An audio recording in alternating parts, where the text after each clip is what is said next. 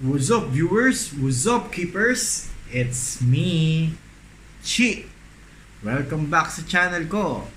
Nagtataka siguro kayo bakit naka-polo shirt ako, no? Isang buwan na mahigit kasing walang trabaho. Kaya na-miss ko magsuot ng polo shirt. So wag ka lang makialam, okay? Ayun, so Monday na naman ngayon. Ano nga ba ginagawa natin pag Monday? Siyempre, sinusubukan kong gumawa ng makabuluhang content. So, ang gagawin natin ngayon, i-discuss ko sa inyo ang mga common diseases ng arowana. So, ano? Tara? Tara! Pero teka, may i-share muna ako sa inyo bago ko papasukin ang intro. Pakita ko lang sa inyo si Baby Mati. Okay? Ito. Baby, si Kuya. Hello? Sino watch natin? Kuya Chi? Iwan Kuya Chi. Watch natin Kuya Chi, ha. Ayaw yan. Kuya Chico lang. Kuya Chi lang? Okay. Ayaw White Ranger. Kuya Chica lang. Kuya sino? Sino ba panoorin mo? Ayaw. Kuya Chi lang. Okay, Kuya Chi.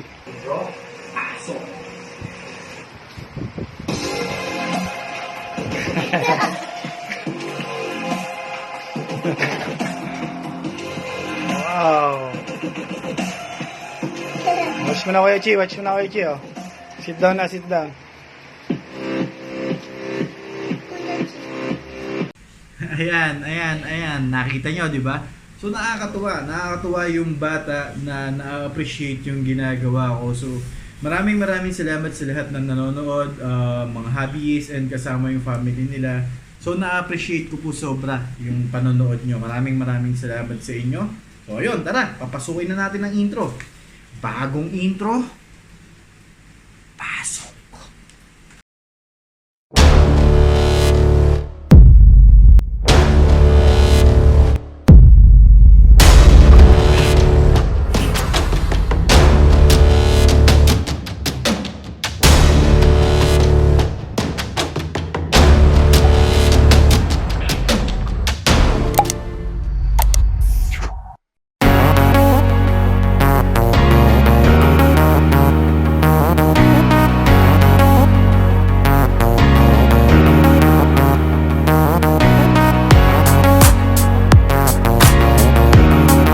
Para sa mga naghahanap ng Arowana Keepers background, ito po, PM nyo po si Noel Villegas Narciso. Pwede yan ipadala kahit saan lugar ka pa.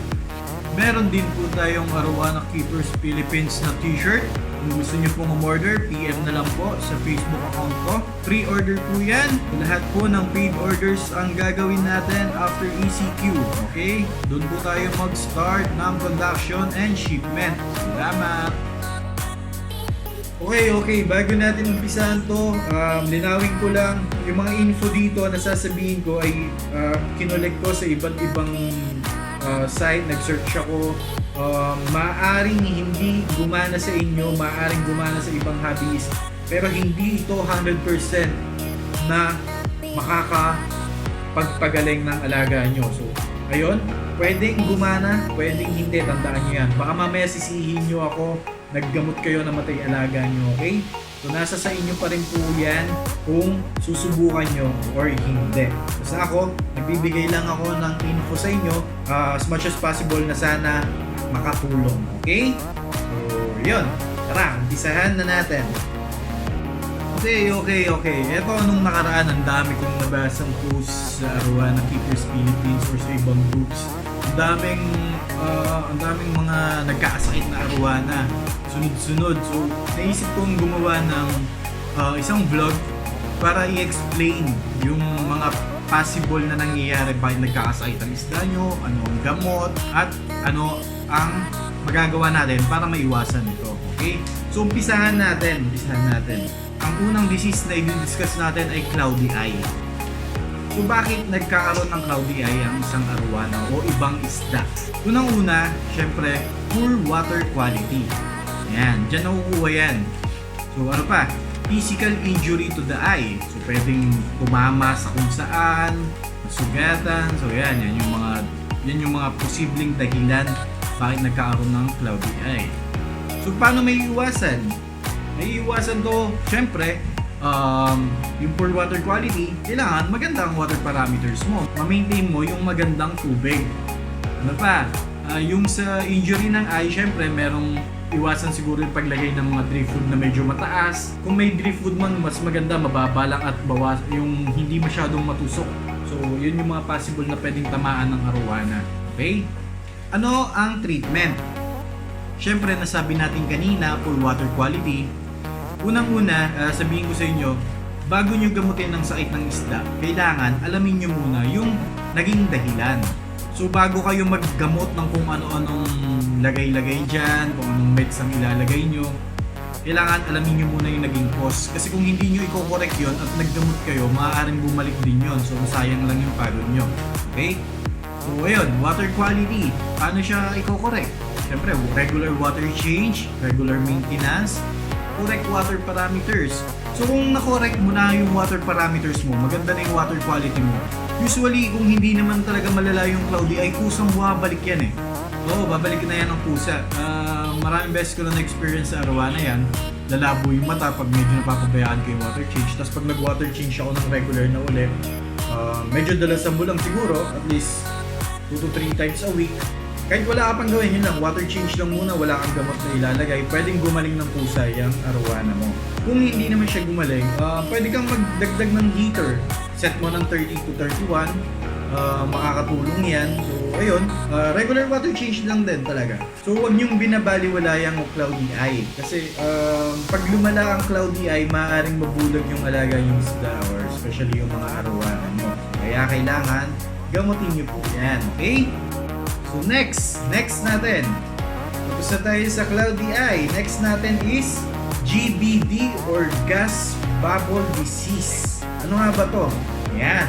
Nakita nyo na kung ano ang gas bubble disease. Ano nga ba ang nagiging dahilan bakit nagkakaroon ng GBD or gas bubble disease ang alaga natin? Isa sa posibleng dahilan ng pagkakaroon ng GBD ay ang malaking pagbabago ng temperature ng tubig sa aquarium natin. Nakukuha to dahil sa biglaang water change ng malaking volume. Super saturation po ang nangyayari. Meaning, sobra-sobra yung gas na umahalo sa tubig natin. So pag nangyari yon, yung sobrang gas, yung isda or arowana natin ang mag-absorb nito. So bakit nagiging super saturated nga ba? So yun nga, kung yung aquarium mo biglang nainitan, biglang nagbago ang temperature, doon po nagkakaroon ng sobrang gas. Ano pa? Pwede rin yung pag-water change mo nang makalubog yung hose. So kung mag-water change po tayo, dapat nakaangat. Ano nga ba gagawin natin para maiwasan yun? Yun nga, iwasan yung mga cause. Diba? Sinabi ko kanina, yun. Tapos paano natin siya gagamutin? Siyempre, maintain ng good water quality. Yun naman lagi. So, sa lahat ng gamot ng kung anong sakit, kailangan mong i-maintain ang good water quality para makaiwas sa kahit anong infection sa alaga natin. Okay? At, isa pa, para hindi humina ang immunity ng arowana nyo. Increase ang aeration. Isa yan sa pwedeng makatulong sa paggamot ng GBD. Heater, 30 to 32 degrees. Observe nyo kung may improvement. Ngayon, huwag nyo rin baliwalain ng GBD dahil medyo deadly po itong sakit na to. May mga namamatay po sa gas bubble disease.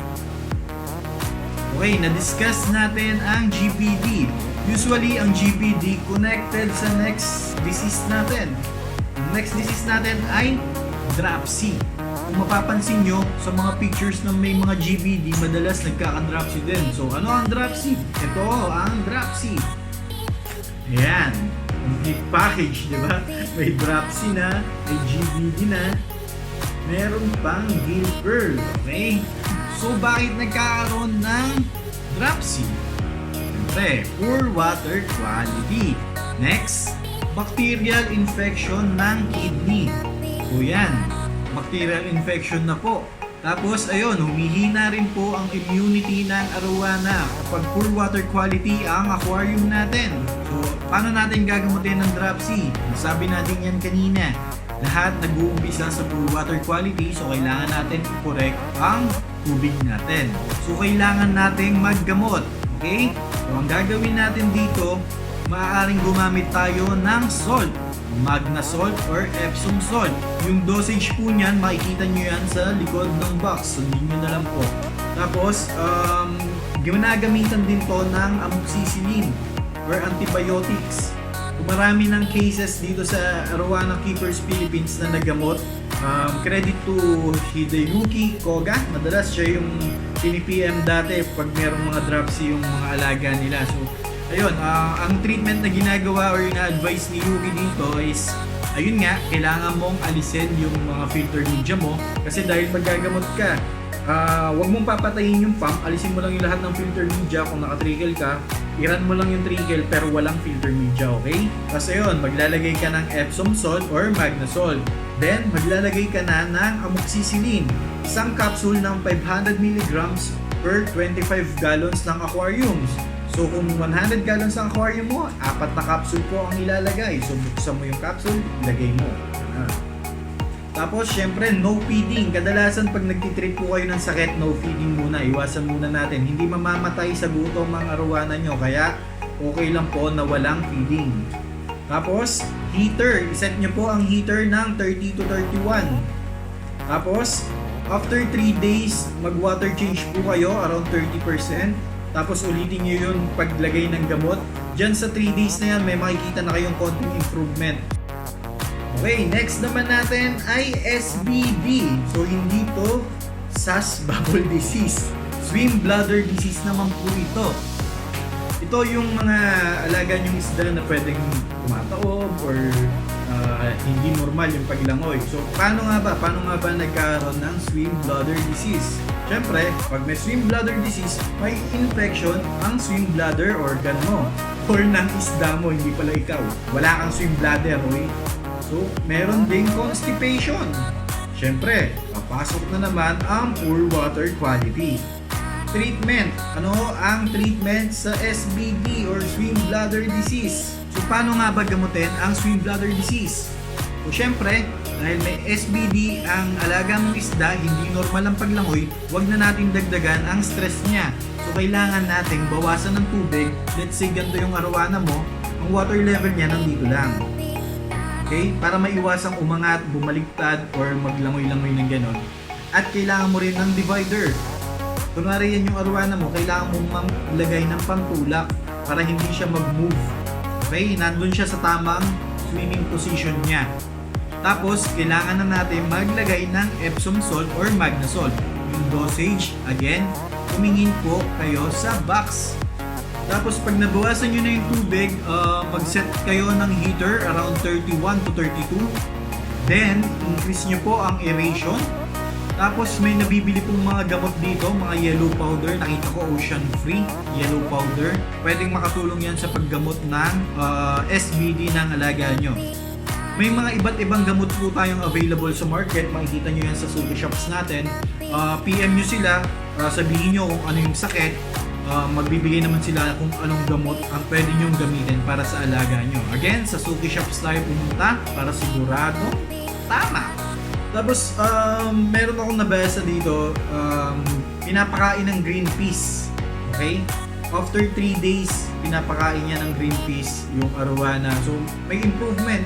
May mga testimonial na nabasa ako na effective yung ganon. So, wala namang masama kung susubukan nyo. Malay mo, yan nga yung ikagaling ng alaga mo. Tapos, meron din akong napanood, tinutusukan yung swim bladder ng parang syringe. Tapos, pinipisin unti-unti yung tiyan. So, huwag nyong gagayahin yun kung hindi nyo alam kung nasa ng swim bladder ng arowana. Tamang professional lang ang gumagawa nun. Siyempre, kailangan natin malaman kung paano nga siya maiiwasan. Iwasan magpakain ng mga mahirap i-digest na pagkain sa alaga nyo. Avoid overfeeding. Yan, isa sa mga dahilan yan. Marami pa siguro kayong mababasang dahilan pero isa yan sa mga common na dahilan bakit nagkakaroon ng SBD ang alaga nating isda. So ayun, discuss na natin yung Apat na common diseases ng arwana or alaga nating isda. Itutuloy ko na lang sa next video ko yung iba pang hindi natin na-discuss ngayon. Ayun, maraming salamat sa panonood sa video ko. Huwag kayong magsasawa sumuporta. And please, pakisubscribe po ang channel ko. Maraming salamat ulit. Stay home, stay safe, and keep on watching my YouTube videos. Okay? Bye-bye! Be